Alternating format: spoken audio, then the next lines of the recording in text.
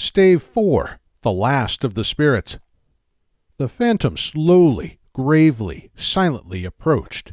When it came near him, Scrooge bent down upon his knee. From the very air through which this spirit moved, it seemed to scatter gloom and mystery. It was shrouded in a deep black garment which concealed its head, its face, its form, and left nothing of it visible save one outstretched hand. But for this, it would have been difficult to detach its figure from the night and separate it from the darkness by which it was surrounded. He felt that it was tall and stately when it came beside him, and that its mysterious presence filled him with a solemn dread. He knew no more, for the spirit neither spoke nor moved. "I am in the presence of the ghost of Christmas yet to come," said Scrooge. The spirit answered not, but pointed downward with its hand. "You are about to show me shadows of the things that have not happened, but will happen in the time before us," Scrooge pursued. "Is that so, spirit?" The upper portion of the garment was contracted for an instant in its folds, as if the spirit had inclined its head. That was the only answer he received. Although well used to ghostly company by this time, Scrooge feared the silent shape so much that his legs trembled beneath him, and he found that he could hardly stand when he prepared to follow it. The spirit paused a moment, as observing his condition and giving him time to recover. But Scrooge was all the worse for this. It thrilled him with a vague, uncertain horror to know that behind the dusky shroud there were ghostly eyes intently fixed upon him, while he, though he stretched his own to the utmost, could see nothing but a spectral hand and one great heap of black. "Ghost of the future!" he exclaimed. "I fear you more than any spectre I have seen. But as I know your purpose is to do me good, and as I hope to live to be another man from what I was, I am prepared to bear you company, and do it with a thankful heart. Will you not speak to me?" It gave him no reply. The hand was pointed straight before them. "Lead on," said Scrooge. "Lead on. The night is waning fast, and it is precious time to me, I know. Lead on, spirit." The phantom moved away as it had come towards him. Scrooge followed in the shadow of its dress, which bore him up, he thought, and carried him along. They scarcely seemed to enter the city, for the city rather seemed to spring up about them and encompass them of its own act. But there they were, in the heart of it, on 'change, amongst the merchants, who hurried up and down and chinked the money in their pockets, and conversed in groups, and looked at their watches, and trifled thoughtfully with their great gold seals, and so forth, as Scrooge had seen them often. The spirit stopped beside one little knot of businessmen. Observing that the hand was pointed to them, Scrooge advanced to listen to their talk. "No," said a great fat man with a monstrous chin. "I don't know much about it either way. I only know he's dead." "When did he die?" inquired another. "Last night, I believe." "Why, what was the matter with him?" asked a third, taking a vast quantity of snuff out of a very large snuff-box. "I thought he'd never die." "God knows," oh, said the first with a yawn. "What has he done with his money?"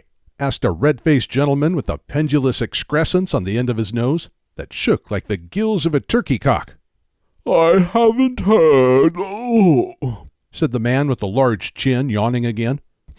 "Left it to his company, perhaps. He hasn't left it to me, that's all I know." This pleasantry was received with a general laugh. "It's likely to be a very cheap funeral," said the same speaker. "For upon my life I don't know anybody to go to it. Suppose we make up a party and volunteer?"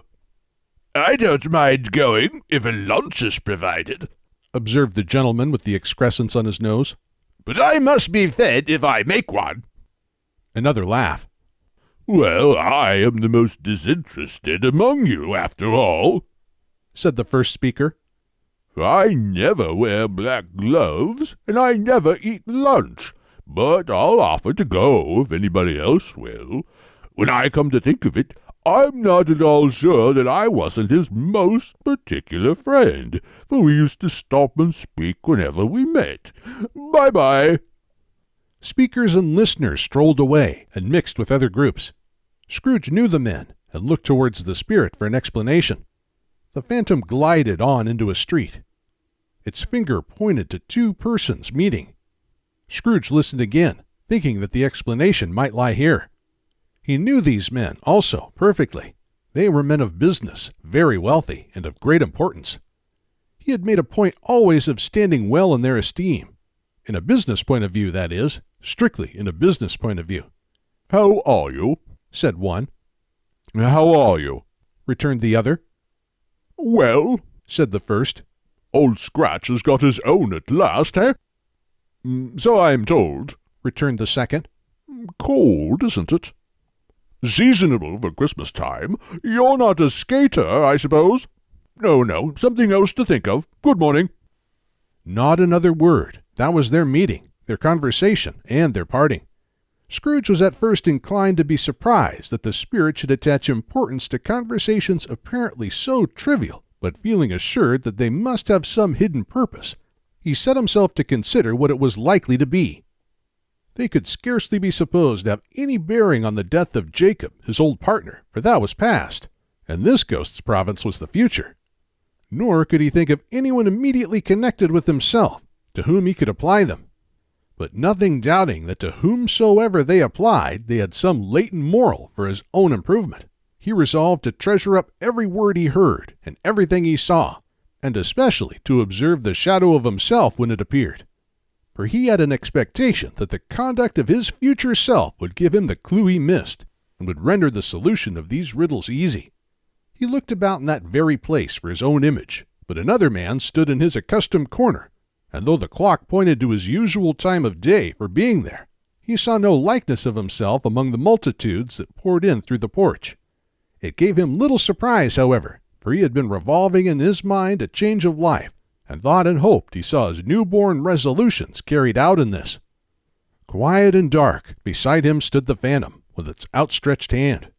When he roused himself from his thoughtful quest, he fancied from the turn of the hand and its situation in reference to himself that the unseen eyes were looking at him keenly. It made him shudder and feel very cold. They left the busy scene and went into an obscure part of the town where Scrooge had never penetrated before, although he recognized its situation and its bad repute. The ways were foul and narrow, the shops and houses wretched, the people half naked, drunken, slipshod, ugly. Alleys and archways, like so many cesspools, disgorged their offenses of smell and dirt and life upon the straggling streets, and the whole quarter reeked with crime, with filth and misery. Far in this den of infamous resort, there was a low-browed beetling shop, below a penthouse roof where iron, old rags, bottles, bones, and greasy offal were bought. Upon the floor within were piled up heaps of rusty keys, nails, chains, hinges, files, scales, weights, and refuse iron of all kinds.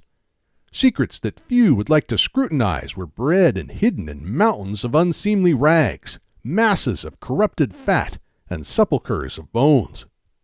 Sitting in among the wares he dealt in, by a charcoal stove made of old bricks, was a gray-haired rascal nearly 70 years of age, who had screened himself from the cold air without by a frowsy containing of miscellaneous tatters hung upon a line, and smoked his pipe in all the luxury of calm retirement.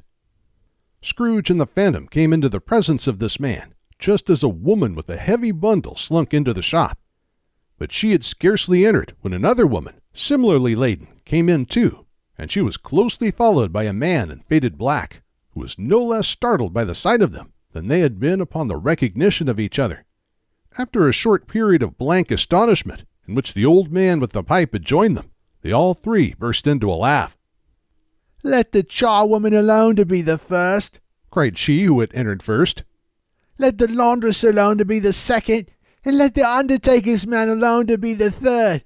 Look here, old Joe, here's a chance. We haven't all three met here without meaning it." "You couldn't have met in a better place," said old Joe, removing his pipe from his mouth. "Come into the parlor. You were made free of it long ago, you know. The other two ain't strangers. Stop till I shut the door of the shop. Ah, how it squeaks! There ain't such a rusty bit of metal in the place as its own hinges, I believe. and I'm sure there's no such old bones here as mine. Ha, ha, ha! We're all suitable to our calling. We're well matched. Come into the parlor. Come into the parlor. The parlor was the space behind the screen of rags. The old man raked the fire together with an old stair rod, and having trimmed his smoky lamp, for it was night, with the stem of his pipe, put it in his mouth again. While he did this, the woman who had already spoken threw her bundle on the floor and sat down in a flaunting manner on a stool, crossing her elbows on her knees and looking with a bold defiance at the other two. "What odds, then? What odds, Mrs. Dilber?" said the woman. "Every person has a right to take care of themselves. He always did." "That's true, indeed," said the laundress. "No man more so." "Why, then, don't stand staring as if you was afraid, woman. Who's the wiser? We're not going to pick holes in each other's coats, I suppose." "No, indeed," said Mrs. Dilber and the man together. "We should hope not." "Very well, then," cried the woman. "That's enough. Who's the worse for the loss of a few things like these? Not a dead man, I suppose." "No, indeed," said Mrs. Dilber, laughing. "If he wanted to keep 'em after he was dead, a wicked old screw," pursued the woman, "why wasn't he natural in his lifetime? If he had been, he'd have had somebody look after him, and when he was struck with death, instead of lying gasping out his last there, alone by himself." "It's the truest word that ever was spoke," said Mrs. Dilber. "It's a judgment on him." "I wish it was a little heavier one," replied the woman. "and it should have been you may depend upon it. If I could have laid my hands on anything else. Open that bundle, old Joe, and let me know the value of it. Speak out plain. I'm not afraid to be the first, nor afraid for them to see it. We knew pretty well that we were helping ourselves before we met here, I believe. It's no sin. Open the bundle, Joe." But the gallantry of her friends would not allow of this, and the man in faded black, mounting the breech first, produced his plunder. It was not extensive. A seal or two, a pencil case, a pair of sleeve buttons, and a brooch of no great value were all. They were severally examined and appraised by old Joe, who chalked the sums he was disposed to give for each upon the wall, and added them up to a total when he found that there was nothing more to come. "That's your account," said Joe. "and I wouldn't give another sixpence if I was to be boiled for not doing it. Who's next?" Mrs. Dilber was next. Sheets and towels, a little wearing apparel, 2 old-fashioned silver teaspoons, a pair of sugar tongs, and a few boots. Her account was stated on the wall in the same manner. "I always give too much to ladies. It's a weakness of mine, and that's the way I ruin myself," said old Joe. "That's your account. If you asked me for another penny and made it an open question, I'd repent of being so liberal and knock off half a crown." "And now undo my bundle, Joe," said the first woman. Joe went down on his knees for the greater convenience of opening it, and having unfastened a great many knots, dragged out a large and heavy roll of some dark stuff. "What do you call this?" said Joe. "Bed curtains?" "Ah," returned the woman, laughing and leaning forward on her crossed arms. "bed curtains." "You don't mean to say you took 'em down, rings and all, with him lying there?" said Joe. "Yes, I do," replied the woman. "Why not?" "You're born to make your fortune," said Joe. "and you'll certainly do it." "I certainly shan't hold my hand when I can get anything in it by reaching it out for the sake of such a man as he was, I promise you, Joe," returned the woman coolly. "Don't drop that oil upon the blankets now." "His blankets?" asked Joe. "Whose else do you think?" replied the woman. "He isn't likely to take cold without 'em, I dare say." "I hope he didn't die of anything catching, eh?" said old Joe, stopping in his work and looking up. "Don't you be afraid of that," returned the woman. "I ain't so fond of his company that I'd loiter about him for such things if he did. Ah, you may look through that shirt till your eyes ache, but you won't find a hole in it, nor a threadbare place. It's the best he had, and a fine one, too. They'd have wasted it if it hadn't been for me." "What do you call wasting of it?" asked old Joe. "Putting it on him to be buried in, to be sure. replied the woman with a laugh. Somebody was fool enough to do it, but I took it off again. Calico ain't enough for such a purpose. It ain't good enough for anything. It's quite as becoming to the body. He can't look uglier than he did in that one. Scrooge listened to this dialogue in horror, as they sat grouped about their spoil in the scanty light afforded by the old man's lamp. He viewed them with the detestation and disgust, which could hardly have been greater, though they had been obscene demons marketing the corpse itself. Ha ha! Laughed the same woman when old Joe produced a flannel bag with money in it, told out their several gains upon the ground. This is the end of it, you see. He frightened everyone away from him when he was alive to profit us when he was dead. Ha ha ha ha! Spirit, said Scrooge, shuddering from head to foot. I see. The case of this unhappy man might be my own. My life tends that way now. Merciful heaven, what is this? He recoiled in terror, for the scene had changed, and now he almost touched a bed, a bare, uncurtained bed, on which, beneath a ragged sheet, there lay a something covered up, which, though it was dumb, announced itself in awful language. The room was very dark, too dark to be observed with any accuracy, though Scrooge glanced round it in obedience to a secret impulse, anxious to know what kind of room it was. A pale light, rising in the outer air, fell straight upon the bed, and on it, plundered and bereft, unwatched, unwept, uncared for, was the body of this man. Scrooge glanced towards the phantom. Its steady hand was pointed to the head. The cover was so carelessly adjusted that the slightest raising of it, the motion of a finger upon Scrooge's part, would have disclosed the face. He thought of it, felt how easy it would be to do, and longed to do it, but had no more power to withdraw the veil than to dismiss the spectre at his side. O cold, cold, rigid, dreadful death, set upon thine altar here, and dress it with such terrors as thou hast at thy command, for this is thy dominion. But of the loved, revered, and honored dead, thou canst not turn one hair to thy dread purposes, or make one feature odious. It is not that the hand is heavy and will fall down when released. It is not that the heart and pulse are still, but that the hand was open, generous, and true, the heart brave, warm, and tender, and the pulse a man's. Strike, Shadow, strike, and see his good deed springing from the wound, to sow the world with life immortal. No voice pronounced these words in Scrooge's ears, and yet he heard them when he looked upon the bed. He thought, if this man could be raised up now, what would be his foremost thoughts? Avarice, hard-dealing, gripping cares? They have brought him to a rich end, truly. He lay in the dark, empty house, not with a man, a woman, or a child to say he was kind to me in this or that, and for the memory of one kind word I will be kind to him. A cat was tearing at the door. There was a sound of gnawing rats beneath the hearthstone. What they wanted in the room of death, and why they were so restless and disturbed, Scrooge did not dare to think. Spirit, he said, this is a fearful place. In leaving it, I shall not leave its lesson, trust me. Let us go. Still the ghost pointed with an unmoved finger to the head. I understand you, Scrooge returned, and I would do it if I could, but I have not the power, Spirit. I have not the power. Again it seemed to look upon him. If there is any person in the town who feels emotion caused by this man's death, said Scrooge, quite agonized, show that person to me, Spirit, I beseech you. The phantom spread its dark robe before him for a moment, like a wing, and withdrawing it, revealed a room by daylight where a mother and her children were.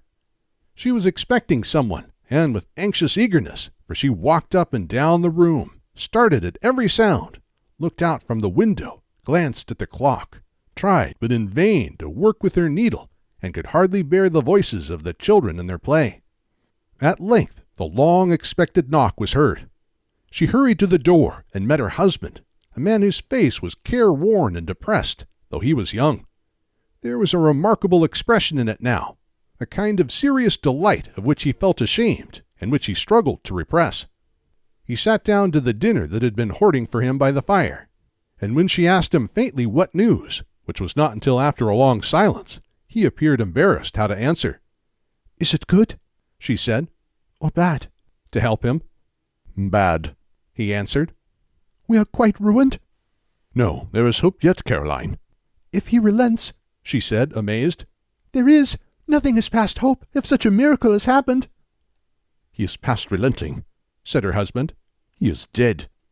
She was a mild and patient creature if her face spoke truth, but she was thankful in her soul to hear it, and she said so with clasped hands.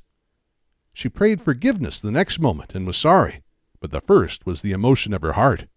What the half-drunken woman whom I told you of last night said to me, when I tried to see him and obtain a week's delay, and what I thought was a mere excuse to avoid me, turns out to have been quite true. He was not only very ill, but dying then. To whom will our debt be transferred? I don't know, but before that time we should be ready with the money, and even though we were not, it would be bad fortune indeed to find so merciless a creditor in his successor. We may sleep tonight with light hearts, Caroline. Yes, soften it as they would, their hearts were lighter. The children's faces hushed and clustered round to hear what they so little understood, were brighter, and it was a happier house for this man's death. The only emotion that the ghost could show him, caused by the event, was one of pleasure. Let me see some tenderness connected with the death, said Scrooge. For that dark chamber spirit, which we left just now, will be forever present to me. The ghost conducted him through several streets familiar to his feet, and as they went along, Scrooge looked here and there to find himself, but nowhere was he to be seen. They entered poor Bob Cratchit's house, the dwelling he had visited before, and found the mother and the children seated round the fire. Quiet, very quiet. The noisy little Cratchits were as still as statues in one corner, and sat looking up at Peter, who had a book before him. The mother and her daughters were engaged in sewing, but surely they were very quiet. And he took a child and set him in the midst of them. Where had Scrooge heard those words? He had not dreamed them. The boy must have read them out, as he and the spirit crossed the threshold. Why did he not go on? The mother laid her work upon the table and put her hand up to her face. The color hurts my eyes, she said. The color? Ah, poor Tiny Tim! They're better now again, said Cratchit's wife. It makes them weak by candlelight, and I wouldn't show weak eyes to your father when he comes home, for the world. It must be near his time. Past it, rather, Peter answered, shutting up his book. But I think he's walked a little slower than he used these last few evenings, Mother. They were very quiet again. At last she said, in a steady, cheerful voice that only faltered once, I've known him walk with Tiny Tim upon his shoulder very fast indeed. And so have I, cried Peter. Often. And so have I, exclaimed another. So at all. But he was very light to carry, she resumed, intent upon her work. And his father loved him so that it was no trouble. And there's your father at the door. She hurried out to meet him, and little Bob and his comforter, he had need of it, poor fellow, came in. His tea was ready for him on the hob, and they all tried who should help him to it most. Then the two young Cratchits got upon his knees and laid, each child a little cheek against his face, as if they said, Don't mind it, father, don't be grieved. Bob was very cheerful with them, and spoke pleasantly to all the family. He looked at the work upon the table, and praised the industry and speed of Mrs. Cratchit and the girls. They would be done long before Sunday, he said. Sunday? You went today then, Robert? Said his wife. Yes, my dear, returned Bob. I wish you could have gone. It would have done you good to see how green a place it is, but you'll see it often. I promised him that I'd walk there on a Sunday. My little child, cried Bob. My little child! He broke down all at once. He couldn't help it. If he could have helped it, he and his child would have been farther apart, perhaps, than they were. He left the room and went upstairs into the room above, which was lighted cheerfully and hung with Christmas. There was a chair set close beside the child, and there were signs of someone having been there lately. Poor Bob sat down in it, and when he had thought a little and composed himself, he kissed the little face. He was reconciled to what had happened, and went down again quite happy. They drew about the fire and talked, the girls and mother working still. Bob told them of the extraordinary kindness of Mr. Scrooge's nephew, whom he had scarcely seen but once, and who, meeting him in the street that day, and seeing that he looked just a little down, you know, said Bob, inquired what had happened to distress him. On which, said Bob. Why, he's the pleasantest spoken gentleman you ever heard. I told him, I am heartily sorry for it, Mr. Cratchit. And he said, and heartily sorry for your good wife. And by the by, how I ever knew that, I don't know. Knew what, my dear? Why, that you were a good wife, replied Bob. Everybody knows that, said Peter. Very well observed, my boy, cried Bob. I hope they do. Heartily sorry, he said, for your good wife. If I can be of service in you in any way, he said, giving me his card. That's where I live. Pray come to me. No, it wasn't, cried Bob, for the sake of anything he might be able to do for us, so much as for his kind way, that this was quite delightful. It really seemed as if he had known our Tiny Tim and felt with us. I'm sure he's a good soul, said Mrs. Cratchit. You would be sure of it, my dear, returned Bob. If you saw and spoke to him, I shouldn't be all surprised, mark what I say, if he got Peter a better situation. Only hear that, Peter, said Mrs. Cratchit. And then, cried one of the girls, Peter will be keeping company with someone and setting up for himself. Get along with you, retorted Peter, grinning. It's just as likely as not, said Bob. One of these days, though there's plenty of time for that, my dear. But however and whenever we part from one another, I am sure we shall none of us forget poor Tiny Tim, shall we? Or this first parting that there was among us? Never, father, cried they all. And I know, said Bob, I know, my dears, that when we recollect how patient and how mild he was, although he was a little child, we shall not quarrel easily among ourselves, and forget poor Tiny Tim in doing it. No, never, father, they all cried again. I am very happy, said little Bob. I am very happy.